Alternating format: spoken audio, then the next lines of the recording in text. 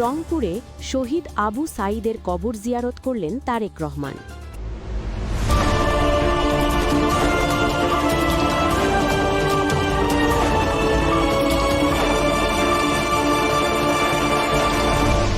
Channel CB.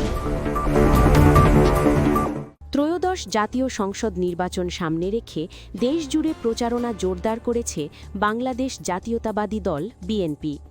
এরই অংশ হিসেবে রংপুর সফরে এসে জুলাই অভ্যুত্থানের প্রথম শহীদ আবু সাঈদের কবর জিয়ারত করেছেন বিএনপি চেয়ারপারসন তারেক রহমান।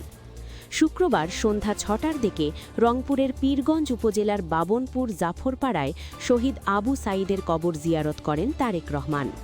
কবর জিয়ারত শেষে তিনি শহীদ আবু সাঈদের পরিবারের সদস্যদের সঙ্গে সাক্ষাৎ করেন এবং তাদের খোঁজ খবর নেন।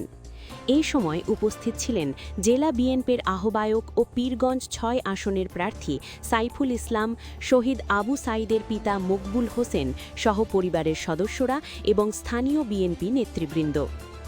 এর আগে বাবনপুর এলাকায় প্রবেশের সময় রাস্তার দুই পাশে দাঁড়িয়ে হাজার হাজার নেতাকর্মী ও সমর্থক তারেক রহমানকে স্বাগত জানান। দীর্ঘ প্রায় ২ দশক পর রংপুরে তার আগমন ঘিরে উৎসবমুখর পরিবেশ তৈরি হয়।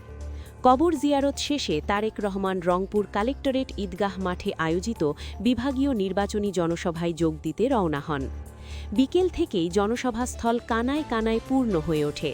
মাঠ জুড়ে দেখা যায় বিএনপির দলীয় পতাকা, লাল সবুজের ব্যানার ও ধানের শীষ প্রতীক হাতে উজ্জীবিত নেতাকর্মীদের ঢল। নগরীর বিভিন্ন প্রান্ত থেকে খণ্ড খণ্ড মিছিল এসে জনসভায় যোগ দেয়। বড় পর্দায় সরাসরি সম্প্রচার করা হয় তারেক রহমানের বক্তব্য। উল্লেখ্য, শহীদ আবু সাঈদ ছিলেন বেগম রোকেয়া বিশ্ববিদ্যালয়ের ইংরেজি বিভাগের শিক্ষার্থী। ২০২৪ সালের কোটা সংস্কার আন্দোলনে অংশ নিয়ে তিনি প্রথম শহীদ হিসেবে দেশের মানুষের হৃদয়ে স্থান করে নেন। রাজনৈতিক বিশ্লেষকদের মতে তারেক রহমানের এই সফর উত্তরবঙ্গে বিএনপির নির্বাচনী প্রচারণায় নতুন গতি আনবে। নির্বাচনের আরও খবর পেতে আমাদের চ্যানেলটি সাবস্ক্রাইব করে সাথে থাকুন। ধন্যবাদ। Subscribe now for daily news and updates.